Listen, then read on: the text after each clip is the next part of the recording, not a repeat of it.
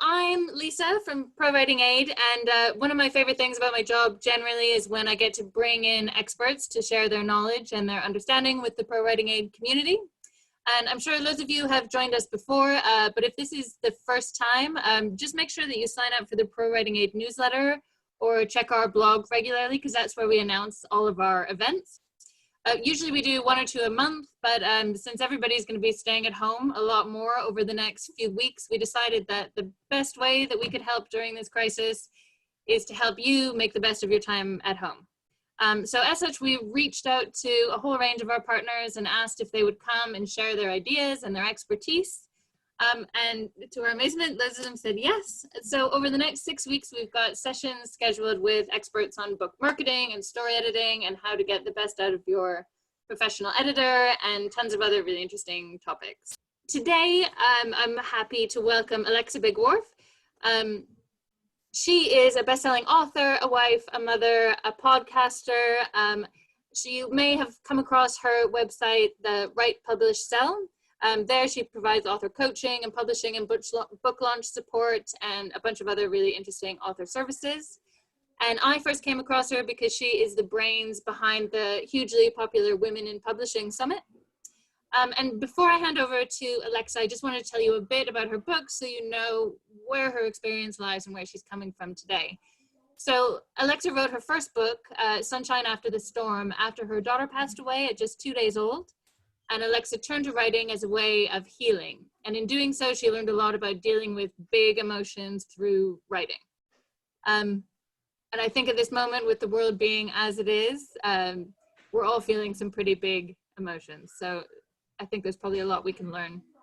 After that, she wrote the Lose the Cape series, which is 3 books about remaining productive and positive while parenting, which again, as a parent myself, I can totally relate to the struggle to balance, particularly at the moment when my kids are at home and who really could be running in. So forgive me if they do at any point during this podcast, or not podcast, webinar.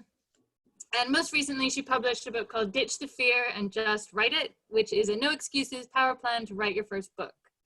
So that's where she's coming from, and I think it's pretty clear that we have a lot that we can learn from her tonight. So I'm going to hand over, and I'm going to sit back and learn along with the rest of you.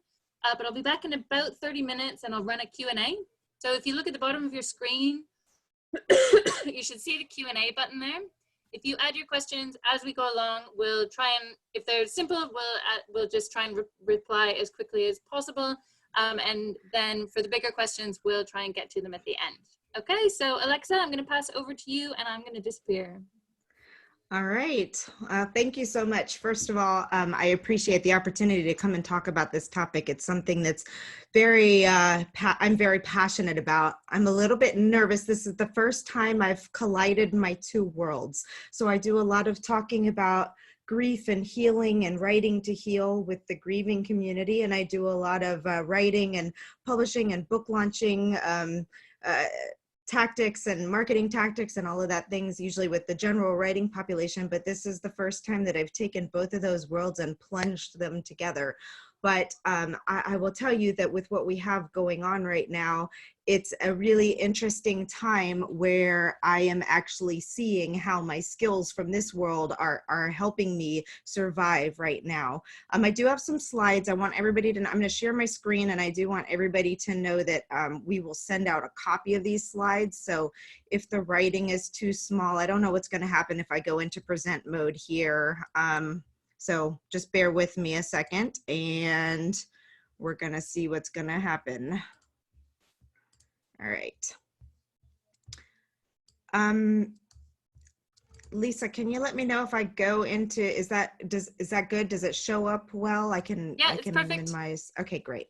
Okay, so as Lisa said, my background actually had nothing to do with writing. I always wanted to be a writer, but I wound up being a technical writer through my career, but I was in the military and I was working in Homeland Security, and I was writing emergency management and counterterrorism plans and things like that, which is actually also very useful for me right now, that history and background. But it wasn't until we had our 3rd and 4th children, identical twins, that had a very a very dangerous syndrome called twin-to-twin transfusion syndrome. And one of them, they were born early, and then one of them passed away 2 days after death, after birth, I'm sorry, that I truly had the opportunity to dig into writing as a source of trying to heal. And I turned to blogging originally as just a place for me to just get all my emotions out there. And just, obviously it was a very stressful and anxious time, both as we went through the pregnancy, not knowing what the outcome would be. But then I just needed a place to get it all out. So I started writing that way, and wound up eventually writing the book Sunshine After the Storm, a survival guide for the grieving mother. And that's what began my whole journey into publishing and writing and all of those things, because not only did I find that the book was so helpful to so many people, and we've been able to really impact the lives of so many people and so many moms in a period of time, but I realized I absolutely love and adore the writing, publishing, and selling perspective. So that's kind of how I fell into this, how Write.Publish.Sell began, as I started working with other writers, and then realized I loved sharing tips and tools and resources. So we created the summit so that we could bring everybody together for a week each month where we shared all of these things. But what I want to share with you today is some tips that have helped me through my writing journey, especially as I've dealt as a coping skill for anxiety and stress, but also what's happening now as my whole world is just like enveloped in stress, how I'm using these tips to help me stay focused and keep writing, basically. So I am going to get a little bit woo today, but not like crazy here, but I would like you to bear with me, because these are the things that I have learned in my journey that helped me. And I will tell you that until about 3 years ago, I didn't know anything about affirmations, meditations, energy healing, any of these things. But as I've slowly started to learn them, I realized how they help me be a better creative, how they help me write better, how they help me focus better, and all of those things. And there is science behind this stuff. So for those of you who are completely like, that's, for the birds, there is some science on it. So stress has many, many negative effects on your body, mind, and spirit. And obviously, if those things are messed up, it can really, really mess with your creative flow. So what I have found, and again, I need to put a caveat out there. I am not a doctor. I am not a psychologist or psychiatrist or any of those things. I'm just a writer, a mom who has gone through a lot of grief and who has found tools to help me stay on track, both with life and with my writing.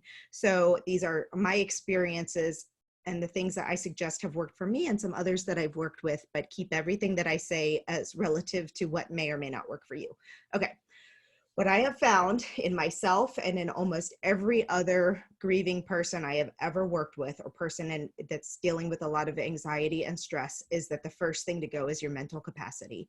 So how many of you can relate that right now you're thinking to yourself, oh my gosh, I have extra time, or I'm not driving the kids to and from activities, I'm not doing this, I'm not doing that, we're not going out with friends, and I have all these ideas, I should be writing all these novels, I should be writing all these books, and I have zero motivation, or when I sit down and try and write, it's just not coming forward. You thought you had mind block issues before, now it's like, oh my gosh, I just can't get the words out on paper. So in this time of stress, you may be experiencing mind fog, depression, a lack of motivation, maybe even some fear, some irritability, fatigue, all of these things that if you've never gone through a period of an intense grief, anxiety, or stress, may be new to you. But this is the science behind it. What happens when our body is under a lot of stress is that it produces what's called cortisol. And this can, over a period of time, can have a negative impact on the body. It's a very important element in responding to stress. So you think about the fight, flight, or freeze thing that you hear about. Cortisol is a large factor behind that. It's a hormone that regulates a wide range of vital processes, including your metabolism, your immune response, and it plays a very important role in your response to stress. So high levels of cortisol, which come from being under stress for a long period of time, can wear down the brain's ability to function, and chronic stress will make this even worse. So yeah, it's not good. So, okay, that's kind of an entry into where we are headed. And our goal today is to learn some tactics that can help you reduce stress and anxiety, which will allow you to continue writing and to be more productive. So I see that there are questions popping up, and if it's okay, I'm going to move through this and then I'll answer questions. We'll do questions at the end. So, okay, so we're going to talk about three main things today. We're going to talk about handling stress, how you can identify the source and the triggers. I mean, that might be fairly obvious to most of you right now. Learn different ways to reduce stress, holistic approaches, incorporating mind, body, and spirit. And then I'm going to tell you some action steps that have been really helping me in the last few weeks. So what is happening now? We are all grieving right now. You may have never grieved before, so you may not recognize this as grief, but it is definitely a grieving process for lots of reasons. Some of us have lost jobs. That's a huge loss in our lives. Some of us have lost or are scared that we're going to lose a loved one or ourselves because of this disease. We've lost control over everything. We're trapped in our houses and can't do any of the things that we're used to doing every single day. There's a very apocalyptic sense right now, and this causes a sense of loss, a sense of grief. It causes those cortisol levels to rise up, and it causes a whole bunch of crazy things to happen in your body. As I mentioned, your mental capacity can decline rapidly. And you may be experiencing stress right now, even if you don't recognize it. I know that for a lot of writers and a lot of people who are trying to build digital businesses and things like this, depending on who your community is, this is a super scary time because people are pulling back from spending money. They don't know what's going to happen. They're pulling back from committing to long-term programs and experiences and all those types of things. If you do anything physical, like running retreats or events or courses, I mean, we all saw what happened with the cancellation of the London Book Fair. I mean, it's a huge impact on us financially, emotionally, all the stress. So mindset, and also we don't know what's to come next. We don't know how long this is going to last. And for me, just on a personal note here, like I really started to slide backwards because it's reminiscent so much to me of the time that I was on hospital bed rest with my twin daughters. I was basically chained to a bed, to a monitors for them for almost 5 weeks. I couldn't leave my room. I didn't know what the outcome was going to be. I didn't know how long it was going to last. We had no idea what our life would look like afterwards, which feels like exactly what's happening right now. So, you know, I started to really slide back in terms of my anxiety levels and my stress. And that's when I was like, okay, I've learned a lot of these tools. I got to put them into place or I'm going to shut down and, you know, curl up in a ball in a corner. And I don't want that to happen. I want to keep moving forward because this will end. We will get past it. And I don't want to have to try and catch up at that point in time. Mindset plagues us even in non-stressful times. I know this a lot because that's a whole reason why I wrote Ditch the Fear and Just Write It, is because time after time after time working with mostly female authors, I found how much fear we creatives have on every single day basis. Every day we're worried people won't like our writing, we'll get bad reviews. What if nobody buys it? What if people say, why are you the one to write this book? Or who are you to call yourself an author? All those kinds of things. So, you know, when we come into this as creatives, many of us already come in with these formed mindset and stress, anxiety issues anyway. So we're already battling with that, and then you just add to it. So I've told you pieces of my story. We had our daughters, and over the course of the process, I had to learn a lot of coping skills so that I could continue performing at a high level through periods of grief, high stress, crazy schedules, lack of time, and lack of resources. When my twins were born, I had a 4-year-old and a 1-year-old at home that I didn't get to see for basically 3 months as we were doing all of these things. So, you know, it was crazy times. And throughout this process, I've been introduced to energy healing, mindset, and meditation as additional tools that have helped me with my creativity, with my writing, with my ability to deal with stress and anxiety. So I want to show you that these strategies that I continue to use to help to write and be productive through, I want to show you, sorry, got tangled up there, the strategies that I use every day to try and help me get through these situations, and how I basically stopped myself from sliding backwards a couple, I guess it was only last week, it feels like months ago, but a few days ago, as they announced school closures again for another month. I mean, that's a whole other issue. As Lisa mentioned at the beginning, she has children at home that could pop in at any moment. Well, I have 3 kids aged 12, 10, and 8, and I'm now trying to learn how to fill their entire day and help them get their schooling done and manage my business and right? So, but you have a choice. That's the best part. For in most cases, we have a choice in how we proceed and what we do. So let's talk about stress.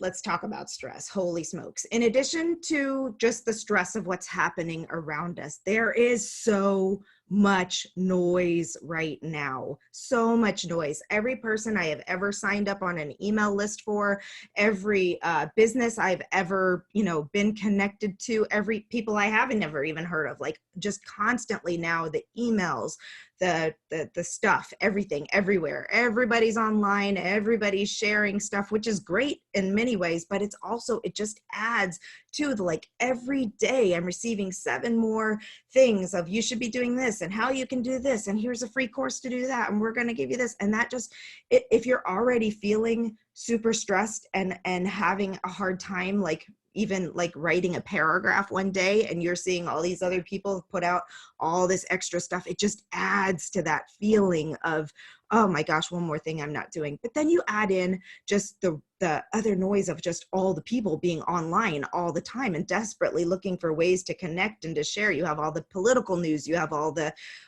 news about the disease, you have all this stuff going on, and it bears down on us. And then you just have all your friends who are trying to, connect with their friends and are going live on Facebook all the time, or posting 150 things on Instagram, or, going live to tell you they made coffee, and everybody's all over the place. It adds, the noise can be really disruptive to ourselves, especially when we're already feeling stressed. So this is where I really like writers and creatives to understand and acknowledge that connection between your mind, your body, and your spirit, and how they all impact each other. And it's a big circle that goes round and round. And when your mind feels bad, when your soul feels bad, when your body feels bad, they all connect to each other.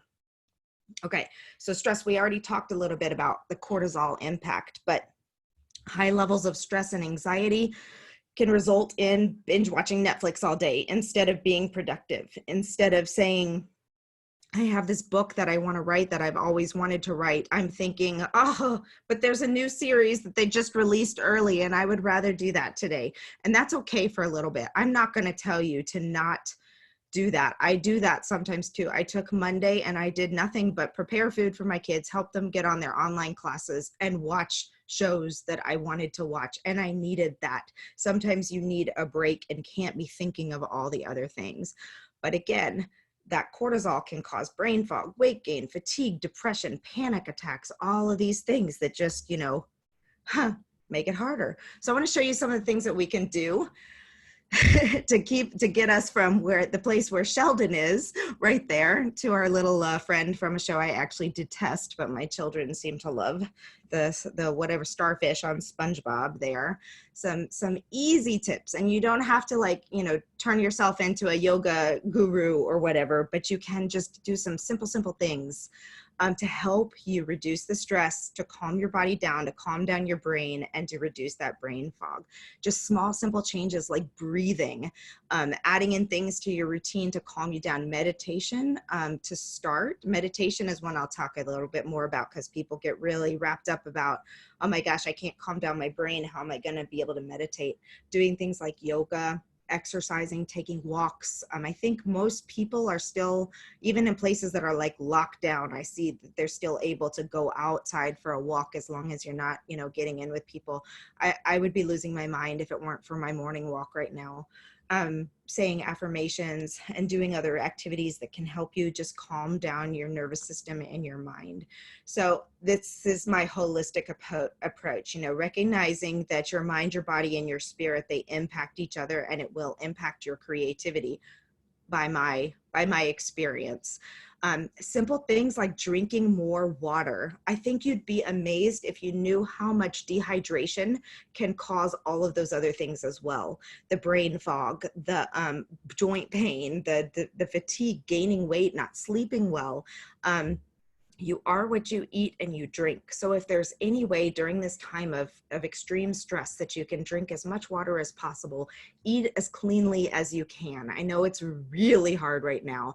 I'm not even gonna try to pretend that my kids and I did not eat an entire like party size, I don't know, 5-pound bag of peanut butter M&Ms the first week that we were home.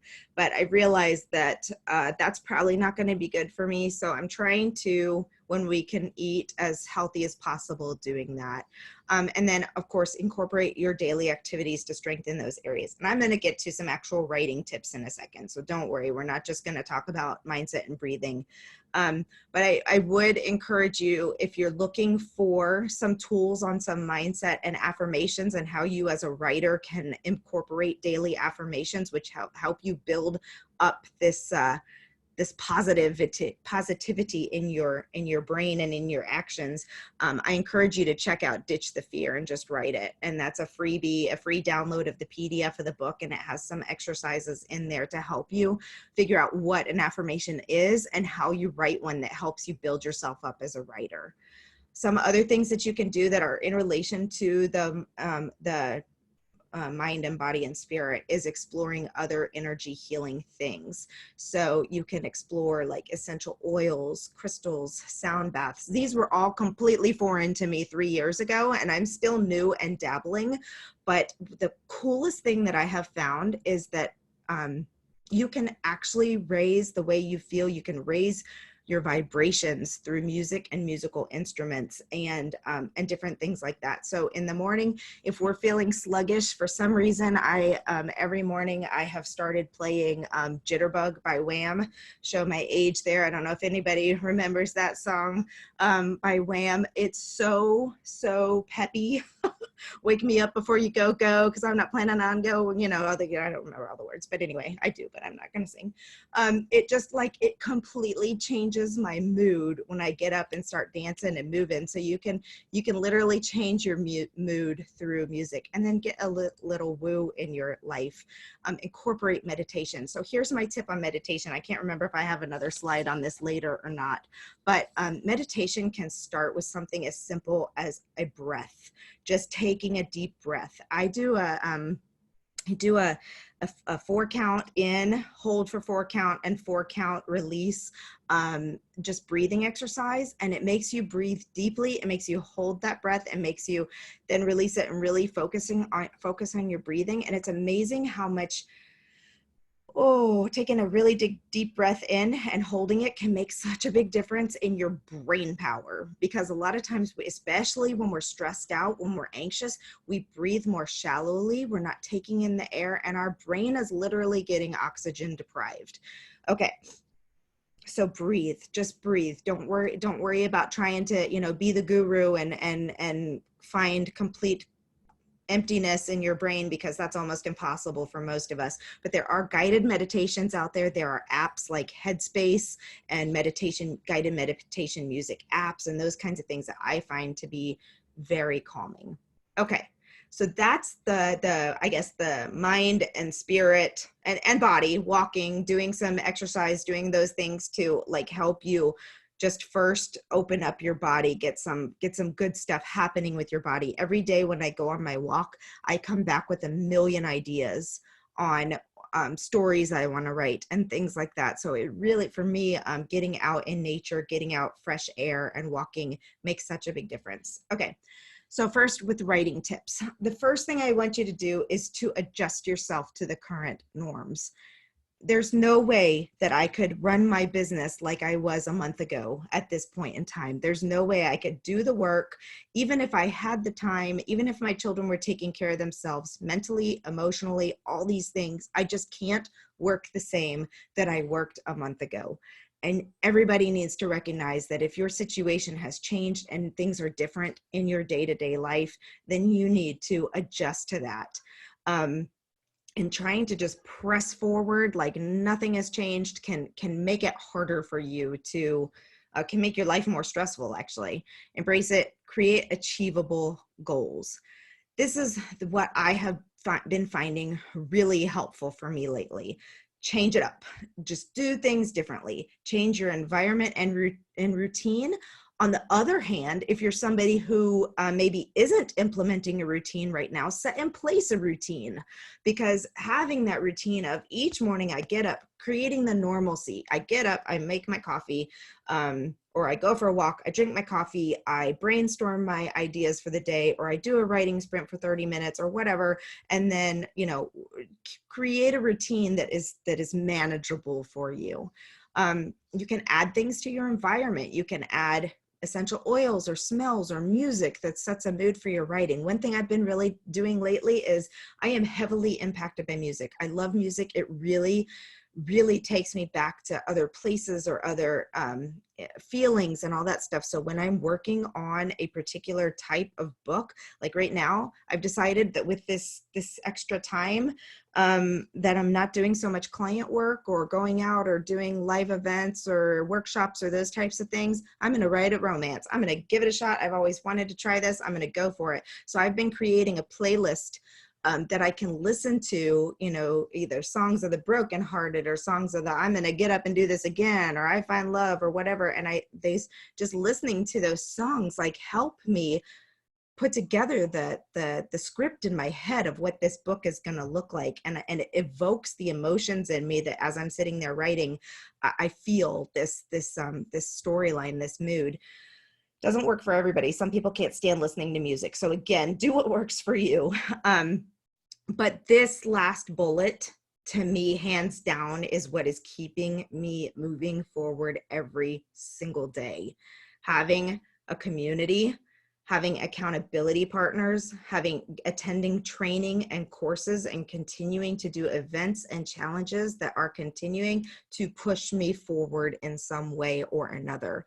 And accountability partners does not have to be huge accountability. It doesn't have to be, you know, we're going to finish our books by the time our kids go back to school or whatever. You know, it needs, again, to be realistic and achievable.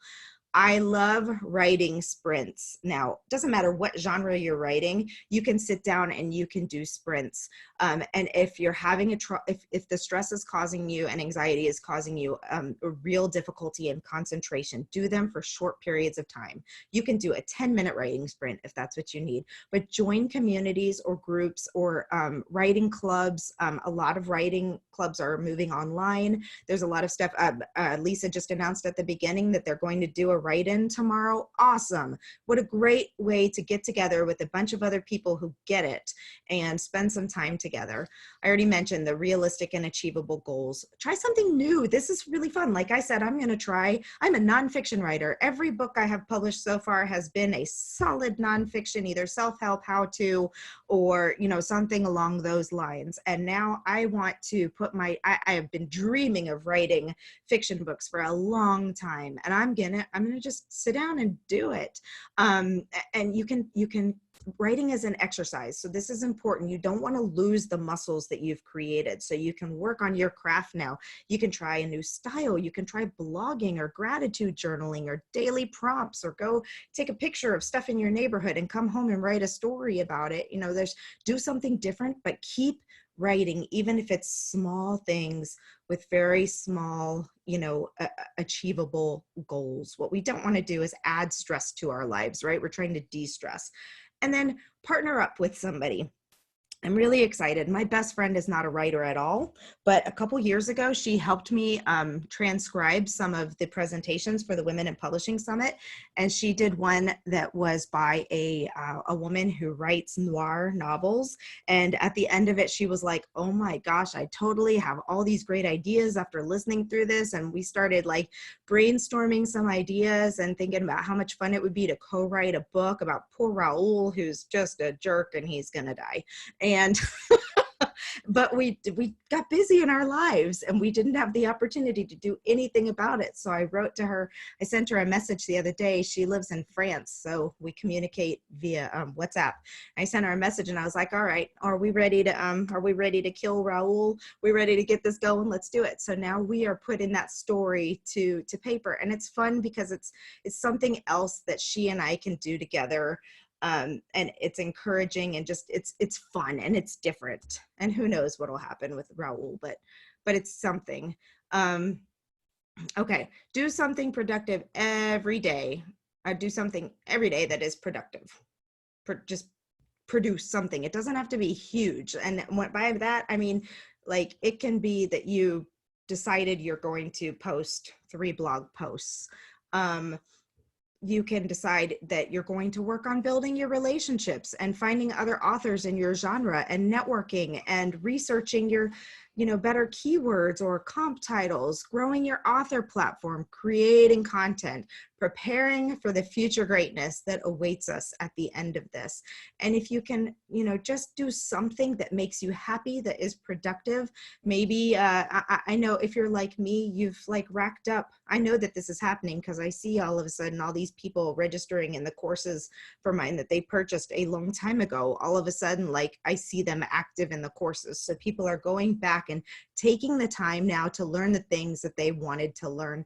It doesn't, you don't have to write the next best novel that ever hit the face of this planet. And that's, another thing about the noise that I mentioned earlier. That's part of what's happening, is that we're seeing a lot of these messages. Oh, now is the time to write your best-selling novel. Now is the time to lose 80 pounds. Now's the time to get in the best shape of your life. You know what? Now is the time to survive and to do what you can that fits in your sphere of influence, and to just keep taking steps forward. And if you write the best-selling novel during this time, awesome. If you don't, you should be very proud of yourself that you got out of bed every day and got dressed and showed up at some online training and wrote a paragraph. And if that's what your big win is for that day, awesome. All right. Finally, don't be afraid to dream. In a perfect world, what would you create? If there were no financial stresses, if there was no stress about this virus, if there was no restriction on you, what would you create? And make your vision board if that's what floats your boat. Do the things that you've wanted to do for so long, but life kept you from doing it. It's okay to be Pollyanna. And I don't know how many of you have seen that movie, or if you even know the reference that I'm making here, but Pollyanna was a very, very like optimistic, everything was great, everything was wonderful. And then she fell out of a window and was paralyzed and like lost it all. But eventually she got her happy back, and she was able to find the good in life. People still need your stories, your advice, your knowledge. They want them. I just saw an email yesterday from Publish Drive that says their ebook sales are up 10 to 15% right now. People are buying books like crazy. People are asking for not only what they should binge watch on Netflix, but what books they should be reading right now. Other people are also taking the opportunity to hone their skills. So if you're a nonfiction writer, and you've got a skill that you want to share with the world, this is a great time. And maybe you can start with a smaller goal of just doing short ebooks in a series or something, and take advantage of the time and the need and the fact that people are looking at these things right now. So there's lots of optimism right now too, even with all the stress and the anxiety. And as I said at the beginning, make sure that whatever you decide to do fits with what's going on in your life and your situation. Adjust your time and your situation accordingly. If you need to scale way back and take a step backwards, that's what you need to do to keep sane and to keep moving forward. If you need to be spending this time educating your children and figuring out what's going on in their lives, I think that's one of the, somebody asked a question in one of the groups I'm in the other day that was, what's your biggest unexpected bonus from this? And I said, really, it's been rest. The opportunity to take some rest. And I know that's not everybody's situation. I know there are some people that are working way harder and longer hours and are really stressed out. And I feel grateful that I have this extra time with my kids that I didn't anticipate for, and that our lives slowed down just a little bit, that I can go outside and play with them in the backyard and not be worried about my whole checklist of things to do or places we have to go. So don't add more stress to your plate right now. Don't create unrealistic goals and deadlines. Do what works, find support networks, find your community, and then incorporate the mind, body, spirit. Align your mind, your body, your soul, even if it's just small steps like taking deep breaths, which I need to do, drink some water, definitely need to do, going for a walk, setting small goals, objectives, and timelines for yourself so that you have something to move toward. But be gentle with yourself first and foremost. This is the biggest lesson that I have learned through my journey, through the things that I've been through, is that when life is stressful and hard, you have to just be gentle on yourself, adjust your expectations, and just don't expect things that are going to be too hard. Shift to meet your capacity and capability, set smaller goals, work on something different, and feel the feels. Like I said at the very beginning, we're all grieving right now. Nobody predicted this. Saw a really funny meme about 2020 and what all has happened this year. And that if anybody told you that this was what we would be dealing with right now, you would have thought they were on some kind of really tripping drug, because it's nuts. So know that's there, but we're all in it together. Literally, there's no nation, no person, no personality,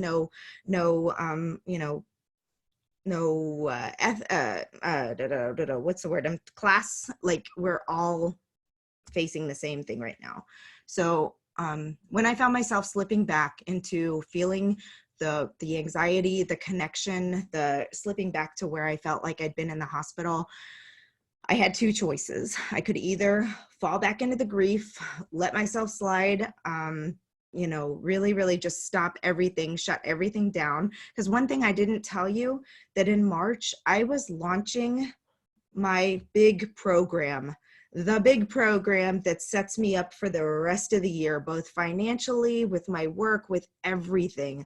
And the launch completely collapsed because it just wasn't the right time for people with everything happening.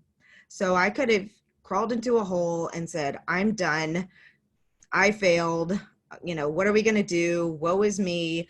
But I chose to step back, to take a little bit of time, to put my mind, body, spirit things in place, to do, some things to get centered again, to breathe, to walk, to put on my meditation things again. And I chose creative adjustments. So I chose basically taking care of myself, and that's what I think we should all do. Okay, so I think I've pretty much covered everything that I wanted to cover on this. I'm going to figure out how to stop share here. All right. Hope that's what you were expecting. I might have gone way deep. No, that's exactly what I was hoping. And there's so many things that resonated there. I've made all kinds of notes as we go along. But I love how you were talking about how there's silver linings to this, even though everything's going wrong and there's tons of things we'd rather be doing in a different way. But this afternoon, so I've got these two kids and they send home homework all the time, and there's all these things. Oh my gosh, yes. And it feels like a lot. And today I didn't do any of it. And my son spent 3 hours following this really intricate YouTube video to learn how to make an origami Lamborghini. What? Like, why, I don't know why he would want to do that, but and initially I thought, I've really failed, I haven't done this, I got quite a bit done because he was very busy with that. But then at the end of the day, I thought, like, how often does he sit and get to concentrate on something like that Yeah. for, for 2.5, 3 hours?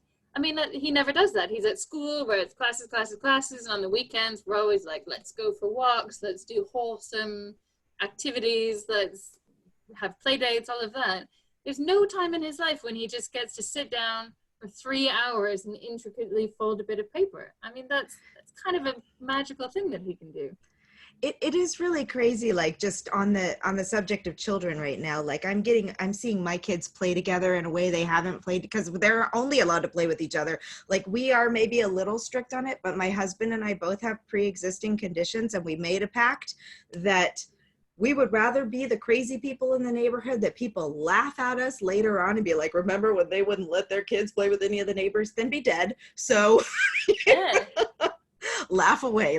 So, but they are getting creative and doing things, and now, I'm able to take a step back and have a little bit more fun with them, even though the schooling thing is driving me nuts. But we'll get through that. But even with them, like, we've taken a step back and we've been like, you know what, let's read together, let's play games together, let's do puzzles, let's learn how to bake bread, let's do those things, and not really focus on whether or not I'm teaching you long division the right way, because I'm not. Well, and they're going through a lot as well. Even if they don't understand everything that's going on, their routine is different. Everything's different. They're not seeing their friends. Their life has been fairly turned upside down, even though it's sort of just become quieter. Yeah. And so I'm sort of letting them lead it a bit. Like, today we're going to learn about space. What do you want to do? And so then they watched a YouTube video that was a tour of the space station. I mean, great. That's educational-ish, and that's them still using their brains and taking things in. And, they'll learn long division eventually. But exactly. I think compared to the first week where we were like, this is our schedule. We need to do this. Yes. Everyone needs to schedule every morning. It's color-coded. Now everybody's just being a bit more gentle on ourselves, like you were saying, and giving ourselves.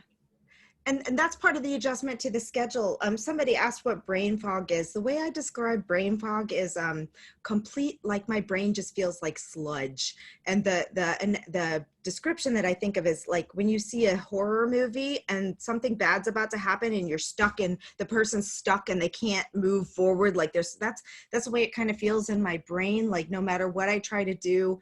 The other day I had a really bad day, just being very, very open here. I had a bad day, and it took every amount of concentration I had to do anything. So that's brain fog, where it just, like, you just can't focus, you can't concentrate, it's hard to move forward.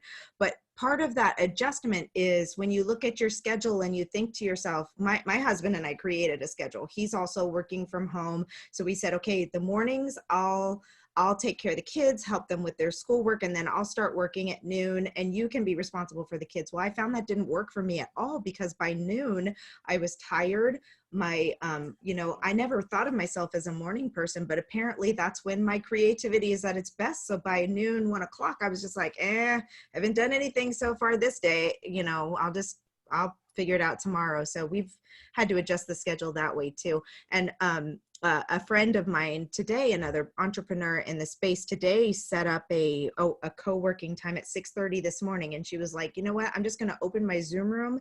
Anybody who feels like they're not getting stuff done in their normal day and wants a little bit of time, if this motivates you to get up early. And 6 of us showed up and we worked together for an hour and a half or so. So, small things like that are way different than, it's just. Yeah, I love that. Well, and you were talking about accountability partners, and I think that's really useful. Because somebody had said that part of the problem with this is that there's no end point to it.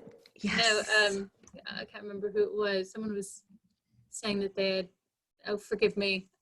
Somebody was saying that they had gone through medical treatment and they knew there was an end to it. And so it was easier to deal with it because there's an end point. Whereas this, I mean, this could be 2 weeks, this could be 2 months, this could be 2 years. I mean, it's hard to know. And so having an accountability partner, like you say, that is going to check in on you and like ask you what you did today, that was useful, especially if you live on your Mhm. own. I sort of feel like the isolation of people who live on their own makes this a lot potentially more difficult. And so to have someone that's checking in and making sure that you're okay and that things are Yeah. going on and that you share your goals with, I think is really useful.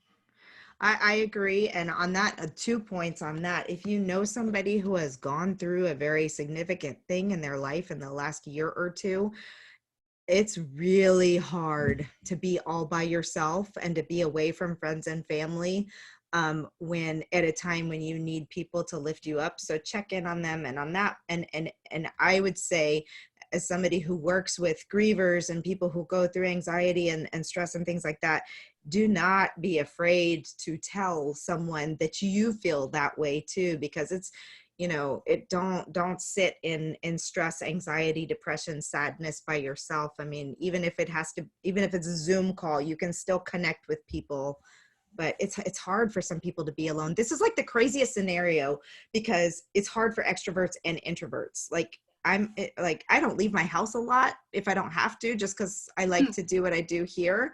But now I'm like, why are all these people always in my house? Always, always, always.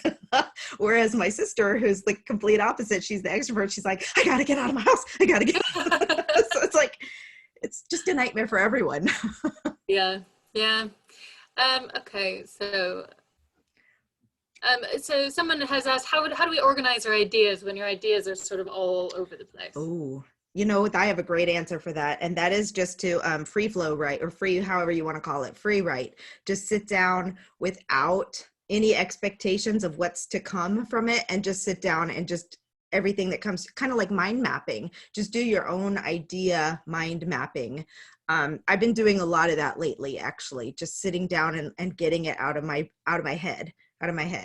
So Yeah, that's often how I make sense of things in my brain. Somebody has a really good quote saying, "I don't know what I think until I write it down." And I feel like mhm, that's often the case for me. Things will just feel like they're floating around, and writing them down helps me organize them and make sense of them. mhm. Um, and does that sort of come with writing sprints? So when you say writing sprints, how long are your writing sprints? What do you give yourself? So we have one scheduled tomorrow in our community, in our online community, which is free and open to anyone if anybody wants to join it. It's a Mighty Networks, just kind of a thing for the Write.Publish.Sell and women in publishing community. But we just set a date and a time, and if you can be with us to, we're open up the Zoom room. If you can show up and be with us, then that's cool. But basically, the whole idea is that you block a time, whether it's 15, 30 minutes or an hour, 45 minutes or an hour, and you sit down and you just write. So, you have to, I think it's easier if you come in with the idea of what you want to write about. So like maybe tomorrow I want to brainstorm Raul and what his character is going to be like, and maybe what he did that led to his ex-girlfriend murdering him or whatever, so sit down and for 30 minutes, I'm just going to write whatever comes to my mind. So I don't set a word count goal. I don't do anything to make it any more stressful on me than possible. And if I get to the end of 15 minutes and I feel like that's all I got, then I'm done. That's how I'm doing it right now. In NaNoWriMo type periods and other places, like your goal is to set a timer for 30 minutes or whatever time you decide, and to write as many words as you can and to shoot for a particular goal. But that's too much for me right now. So I hope that answered the question on that. And it's an accountability thing. It's just a time to set aside to say, I'm writing during this time frame. And if you can't join us in the window that we've chosen, then we say, do your writing whenever during the day, and then come back and report how many words you wrote or how long you wrote or whatever you want to report to us. Yeah, no, I love that. I remember getting some writing advice once. Again, I can't remember who it was from. I'm terrible at that sort of thing. But it was like a best-selling author saying that he always stops writing before he's finished. So before he finishes a scene, before he finishes whatever. So when he gets up in the morning and he sits down, he's not starting with a blank page. He's like, oh yeah, that's where I am. And then carries on. And then says that it just helps him keep his momentum up. Neil Gaiman, maybe? I can't remember. I just heard this too. So somebody else just either heard it from the same person and shared it or whatever. But Jerry Jenkins, does that. Yeah, so that you always have a place to pick up, and that's a super smart idea. Yeah, I love that because the blank page is so terrifying. But if Uh-huh. I've already started something, you know, even if it's an article for the blog or something like that, if I've got something to start with, or if somebody sends in a guest post and I know I've got to work with that, I find it much easier to work with something rather than starting from scratch. And so maybe this is a good time for editing and going back to things that you've Mm-hmm. past and figuring, you know, looking at them with fresh eyes and figuring out what you can do to make them better and improve them. Absolutely. I, then that's kind of the what I was going with when I was saying that sometimes you change around like what you were doing. Maybe right now you weren't planning on being in the editing phase, but if that's what your brain needs to do right now, because that's the other thing about stress and anxiety is that for me, like I like a little bit looser boundaries, but some people really need structure. So maybe it doesn't work with them to think, oh, I'm just going to sit down and free flow write for 20 minutes, but maybe thinking about, okay, I'm going to go back and I'm going to revise something I wrote this week. Or, I mean, writers, most of us have things I've got how many NaNoWriMo just drafts of mush that could be a great place for me to start. I've already done some of the work. I could go back and just work on revising or making better as well. Yeah, well, maybe ProWritingAid can help with that, not to product place Yes, here, but you know, that's if you've got right. something that you want to edit, you know, maybe this morning you run it through the style report or you run it through the sticky sentence report, and that's your like one task, one thing that you're going to do for the day. Yeah, that's If a you are perfect. keeping it going. Yeah, I remember when I had my baby and and he was still at home with me. I couldn't write anything at all, but I could edit like nobody's business, and so I Uh-huh. got through something that I had written before.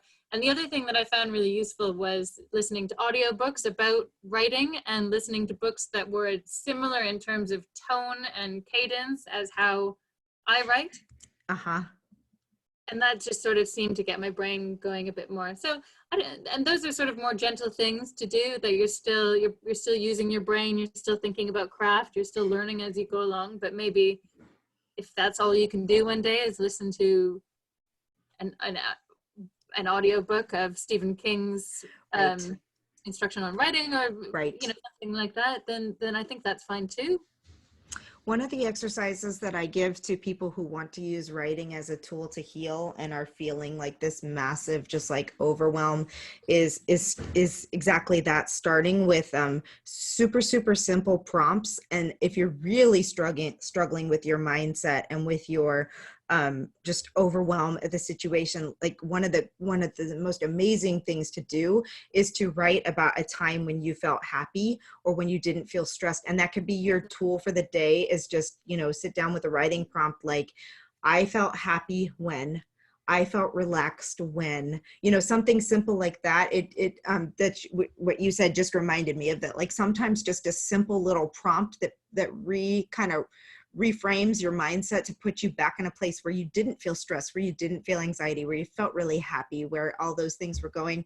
And that sometimes just doing simple prompts like that is enough to get you actually sitting down and writing. And then it's a small win, and it gives you the confidence that, okay, I just sat down and I wrote for 20 minutes on this, so I can do that again tomorrow as well.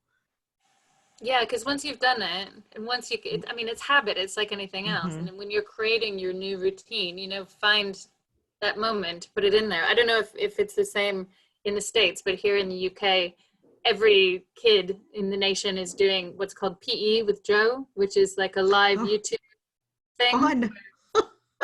If you have kids and you're not watching it, it's so good. And he just does like 20 minutes of exercise, and he's funny, and sometimes he dresses up, and the entire nation is doing it. And that's like how we start our day at 9 o'clock. Me and like literally like a million people turn in every morning, and so that's just their routine to make, and that's what's working for them. So you know, maybe the version of PE with Joe is in your Yeah. morning writing prompt to get you woken up and to get your blood flowing, get your Yeah. brain working. Yeah, I agree. Okay, let me see. So we've got Small wins, small wins. so Scott says, if a story takes a dark turn, how can the author segregate and compartmentalize the feelings, the real feelings associated with the story? Oh my gosh, this is an amazing question. It's actually one that I talk about a lot on the grieving side when I work with. I've helped a lot of other moms who've had losses or children die or things like that write their stories and move forward. So we talk about this a lot, and that is what's called triggering events or memories or things like this. So at any point in time when you're writing a story that could take you to something that triggers you, my best advice is to stop, just to move away from it, to go do something else that will allow, I think that's what the question was, right? That's like, Yeah. if you're getting triggered by the scenario, to stop and to come back later, because you can work through it. I mean, I wrote every single detail of my daughter's story and death, and I was able to write through it. And there were times I cried through it. There's a difference between a triggering scenario that's going to like put you in, you know, where you need medical attention, and one that's just like feeling the feels.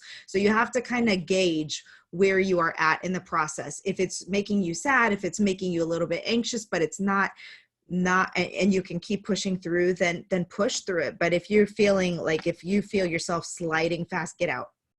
Just get away from it until you're in a better state of mind. I think that's really good advice, and give yourself the permission to do that. Mm-hmm. You know, don't feel guilty about it. Don't worry if you need to stop and come back to it later. Yep. Oh, you have a whole thing on writing prompts. Awesome. Yeah. I mean, they're just very simple. I just opened it up and it says, what would you do if you found a magic wand? Oh, hey, that's like the perfect, I mean, seriously, I'm all about right now, like moving my mind into a place of an alternate reality. So people keep talking about all the dystopian books that are going to come out of this. I think that there's going to be a lot of like books where people just let their imaginations go wild because they needed a happy place.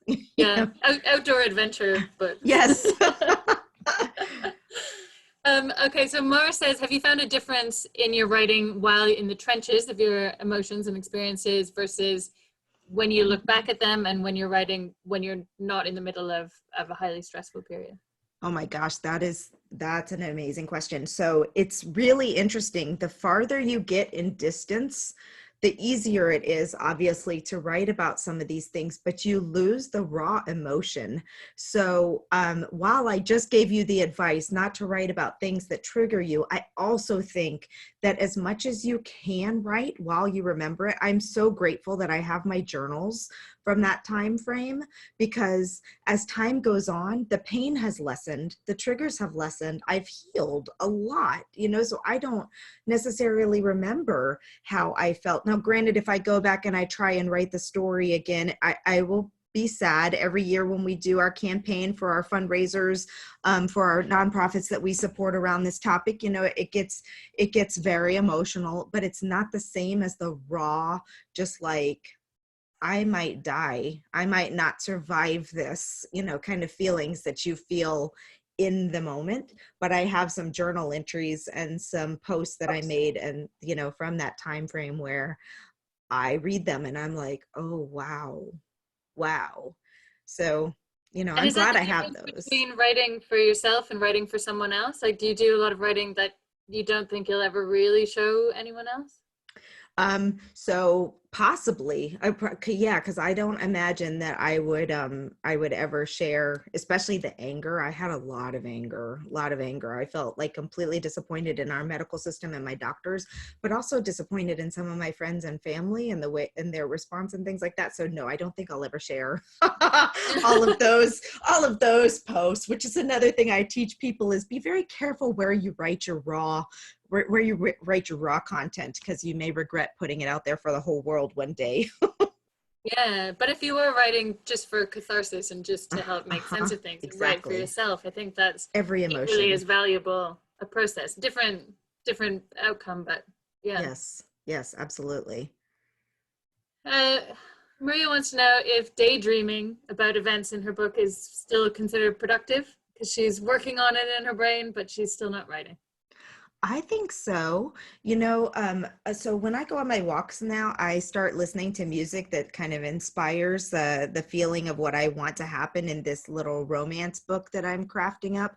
And I haven't written a word, but I've thought a lot about what I want to be in the book and in the storyline. And so, I think it's good because I'm really encouraged and motivated, and I'm excited about the sprint tomorrow that we're doing so that I can, dig into finally getting some of it out of my brain and into my head. So yeah, I mean, you're still creating it, even if it's not on paper yet. One of the things you might be able to do is to use a transcription tool or a voice recorder. And if you don't want to write yet, maybe when you're daydreaming, you can speak out some of your daydreams. And then you have it to come back to as well. Yeah, and I find it useful sometimes just to jot down almost bullet points of ideas, and that's a great idea. Just a really skeletal outline of where it might go, and ideas of scenes, like just jot them down, so that again, so you're not starting from scratch when it comes to write. You've got bits and pieces there that you can start to fill in and fill out. Maybe outlining is where you're at and what you're ready for. I think that's a great idea. Am I supposed to be reading these questions, or are you, No, just taking them? Okay. I've just realized that we're officially out of time. We are officially out of time. We are officially out of time. So we might leave it there if that's okay. Thank you so much to everyone who's joined us. I'm sorry that we haven't got through all of the comments in chat, but I love that everybody has been engaging and talking. We're going to send out a recording of this tomorrow, and we'll include all of the various links that we put here. So if you've signed up, you'll get that there. And yeah, thank you so much, Alexa, for coming and sharing your experience and helping everybody figure out how to process this strange new world that we're living in. Well, thank you for encouraging me to do on this topic. Honestly, when I put it out there, because it's something that I want to be talking about, I expected you to go with the book marketing option. So I was pleasantly pleased and then very nervous because I was like, oh my gosh, I've never done this topic yet. I think you did very well. I think it's great. Well, thank you. I mean, that's part of the reason why I thought it was interesting, is that you have all these different experiences as a writer and having gone through all of this yourself. And so, I mean, I found it really useful. So thank you so much. Thanks everybody for coming, for all of your comments. And we'll see you next time. If you want to come and join us for the write-in tomorrow, you can find it on our blog, the link to register, or I think Haley dropped it in the comments. So hopefully you've got it there. So maybe we'll see you tomorrow, and if not, we'll see you next time. Thanks again. Bye. Bye.